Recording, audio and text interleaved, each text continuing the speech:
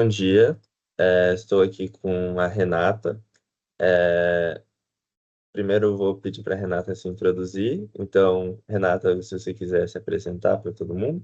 Vamos lá, bom dia. Meu nome é Renata, eu trabalho aqui na Electrolux, sou gestora da área de logística reversa, já tem 2 anos, mas tenho aí de carreira 25 anos na área de logística e uns 15 anos na área de logística reversa. Bom, entrando agora um pouco no assunto de economia circular, você podia contar para a gente um pouco da história de como a empresa se envolveu em economia circular, do que você sabe e como você entrou nessa parte de economia circular também? Vamos lá. Então, assim, na prática, quando a gente fala de economia circular, a gente está falando em eliminar, né, ou reduzir desperdício, seja em produto ou seja em resíduo, né? Então a gente pensa nesse ciclo de vida do produto ou do resíduo, em termos de recuperar o máximo possível. Então aí a gente entra num processo de reciclagem, né? Para a gente poder reutilizar e colocar de novo esse produto ou esse resíduo na cadeia de valor, né? Então, o produto chegou no final do ciclo de vida dele, né? Então, a gente quer manter na economia. Então, para a gente manter na economia e gerar esse valor, a gente recupera esse produto de alguma forma. Com isso, a gente consegue ter alguns requisitos sustentáveis também, né? Então, a gente corrobora aí com questões de CO2, que a gente, né, emite menos, a gente corrobora com questões de, enfim, de toda a movimentação que envolve esse processo do novo, né? Então, a gente consegue colocar de novo para a cadeia de valor. Por isso que a gente chama de economia circular, tá? Até onde eu entendo, pelo menos. Sim. E assim, pensando na Electrolux, quais são as maneiras de produtos e serviços que a empresa utiliza para contribuir para essa economia circular? Tá. Hoje a gente tem dentro da empresa uma preocupação, um pilar que é a parte de sustentabilidade, onde a gente quer cada vez mais aproveitar, né, o nosso produto para que a gente possa contribuir com isso e ter essa economia na cadeia de valor, né? Então a gente está contribuindo para o meio ambiente, né, e todas as práticas para esse negócio. O que que a gente faz hoje com o produto? Hoje a gente tem a parte de remanufatura. Então, a gente tem a devolução daqueles produtos que, por exemplo, ah, possuem, já tem algum problema. O cliente devolveu porque está com um problema, a gente foi para garantia, continuou com problema, vai para a parte de reciclagem, e aí a gente faz essa revenda, né, para o nosso parceiro de reciclagem, ele refaz esse produto e ele coloca no mercado de novo, né, para venda. Então, com isso, ele já está na cadeia de valor.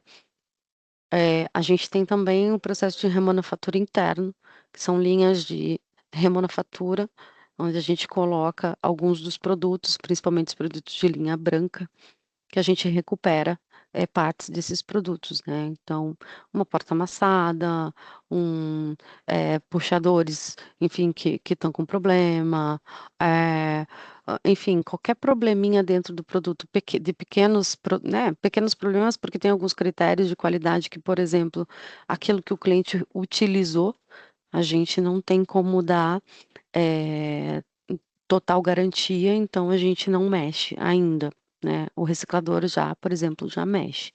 Então a gente faz todo esse processo internamente para alguns produtos e futuramente a gente quer para todos os produtos, inclusive para a linha de produtos importados, enfim, para a gente fazer isso. Então, além disso, também a gente contribui, a gente tem uma empresa.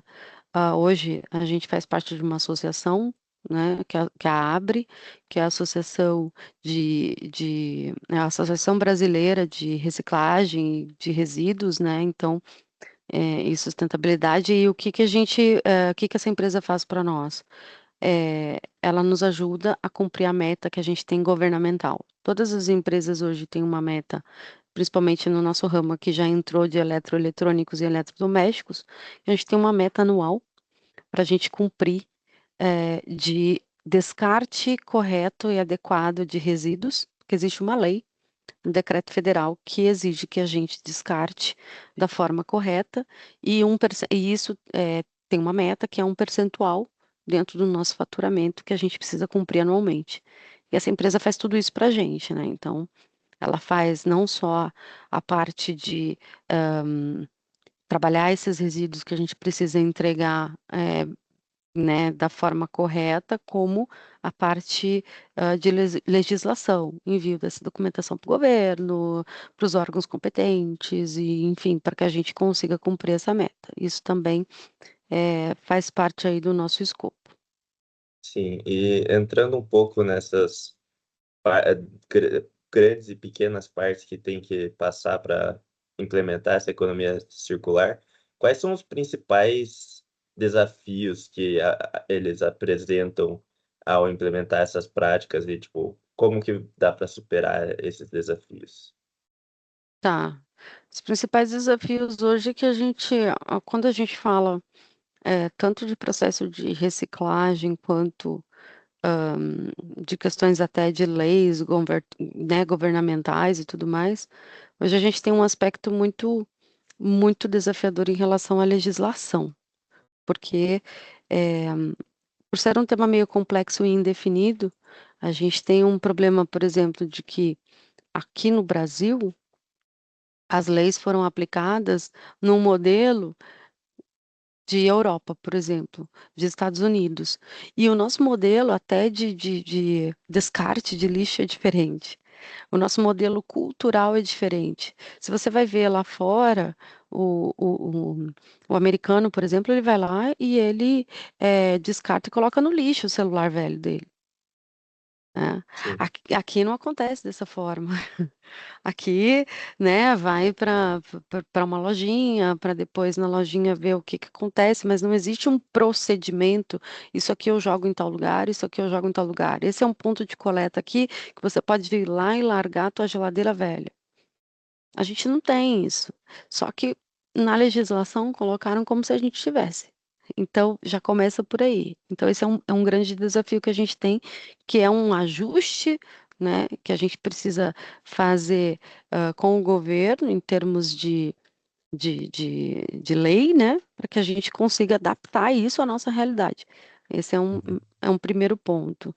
O segundo desafio é que, por conta disso, por não ter né, uma lei definida e tudo, também existem entraves com recicladores, com sucateiros.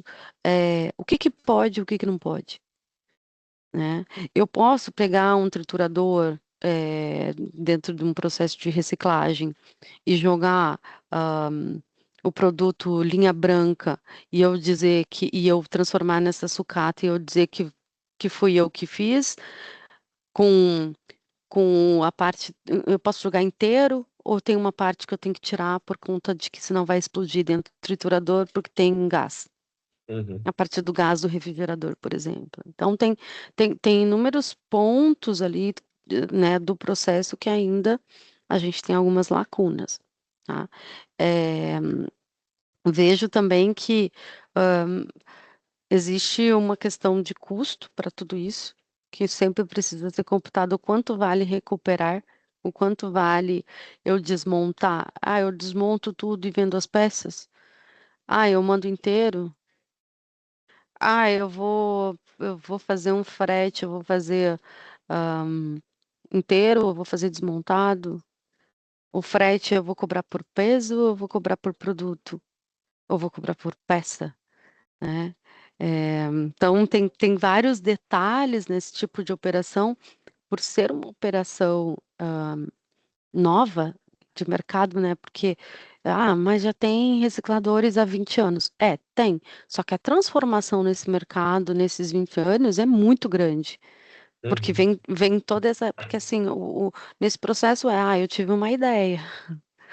Sim. Vamos lá. Aí você tem a ideia. Da ideia, nem sempre ela vai né? Às vezes você faz que nem, pode ser que a gente chegue num momento hoje, como empresa, de que será que vale a pena a gente continuar fazendo a remanufatura ou não é melhor a gente mandar o produto direto para o reciclador? Porque a gente está gastando aqui em ter gente, ter espaço, né, não temos critérios o suficiente para tratar tudo, estamos perdendo para sucateando mais. Então, É, tem toda uma conta, né? Então, pode ser que a gente chegue nesse patamar também. Ah, vamos terceirizar tudo. Só que se a gente terceirizar tudo também, a gente fica na mão de todos os terceiros. E a gente não tem garantia daquilo que está sendo feito. Então, a gente vai ter que chegar num ponto. Será que a gente desdobra tudo isso e deixa uma área só para isso? sim. Será que não, né? E eu acho que entrando um pouco nessas ideias, pensando em inovações e tecnologias, quais são as mais cruciais para poder implementar esse modelo de economia circular? Hoje você precisa ter sistemas informatizados que peguem a cadeia inteira, ou seja, que você consiga entender aquilo que hoje, como que a gente trabalha aqui. É, a gente tem a questão do problema do produto devolvido, o produto foi devolvido, e depois que ele foi devolvido, a gente precisa ter sistemas automatizados junto ao reciclador, para que a gente consiga medir todo esse processo. Ah, quanto que chegou lá no reciclador? Ah, chegou 12 produtos. Desses 12 produtos, o que que aconteceu com eles? Ah, esse aqui desmontou, virou sucata, ele chegou aqui com um peso X, passou pelo balanço de massa, que é a trituração do produto, saiu dessa linha, ele virou peso Y. Sim. E ele vendeu por tanto e a gente recuperou tanto. Isso ainda a gente não tem, que é outro desafio, que é a parte manual.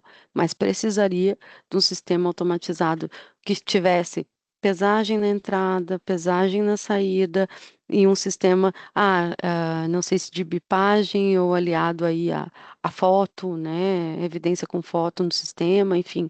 Aí, aí teria que pensar, aí é mais para frente. E você, na empresa, existe um gerenciamento de colaboração entre diferentes departamentos para poder ter um apoio nessa economia circular? Sim, existe um setor de EHS, né, que é que trabalha com segurança e com saúde e sustentabilidade, que nos ajuda com vários projetos. Existe uma área na engenharia também que trabalha com isso, né, essa Uhum. parte de economia sustentável. E existe também uma diretoria de sustentabilidade que atua em todos esses projetos. E existe algo que você possa compartilhar de algum resultado concreto que anda se mostrando de sucesso a partir da economia circular para a empresa? Tem vários, a gente já contribuiu bastante com a questão de CO2, com a parte de caminhões elétricos para poder atender o consumidor, com Green Delivery, que é onde a gente entrega com bicicleta, com Take Back, que é um processo onde a gente entrega o produto novo para o cliente e recolhe o produto antigo dele, e a gente também faz a reciclagem. Então, tem várias contribuições aí que a gente vem trabalhando e agora a gente entra com um processo aí, com projetos de conscientização, para que a gente aumente ainda mais, né? Conscientização não só do consumidor, como de todos envolvidos na cadeia, transportador, enfim. Sim. E pensando agora um pouco para o futuro, quais são os principais desafios que você vê na economia circular que estão por vir ainda?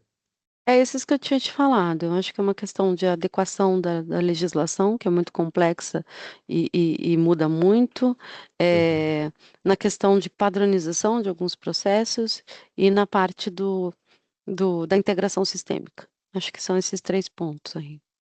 E também considerando, então, esses desafios também podem se tornar oportunidades, e quais outras oportunidades você pode ver nesse mercado de economia circular? Oportunidades são infinitas aí nesse mercado, né? Como não tem padrão, a gente vê que as coisas são mais, né? tem mais flexibilidade aí, uma caixa preta que dá para ser aberta a qualquer momento, né?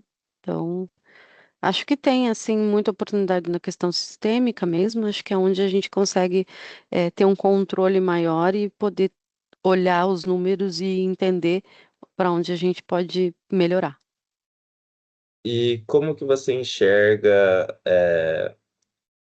como a empresa pode avançar na implementação da prática de economia circular e qual é o futuro do papel da empresa nessa ideia de economia circular e como implementar de uma maneira ainda mais enraizada? Então, a gente vem promovendo diversos projetos para que a gente consiga sair na frente com isso. Acho que, é como eu te falei, uma redefinição da área de remanufatura, uma, uma redefinição também de alguns processos internos, se vai direto ou não vai para um reciclador, por exemplo, se o próprio reciclador será o nosso o nosso elo de toda a cadeia, no sentido de já ir buscar no cliente, já fazer a remanufatura e depois a gente levar de novo para um outlet, enfim, a gente tem aí inúmeras oportunidades, mas eu acho que a primeira delas seria a parte sistêmica também, para a gente poder avançar e entender todo o nosso cenário, porque tem vários projetos espalhados que a gente precisa consolidar ainda para entender aonde a gente pode chegar. Perfeito. Muito obrigado por participar, Renata. É, Gina.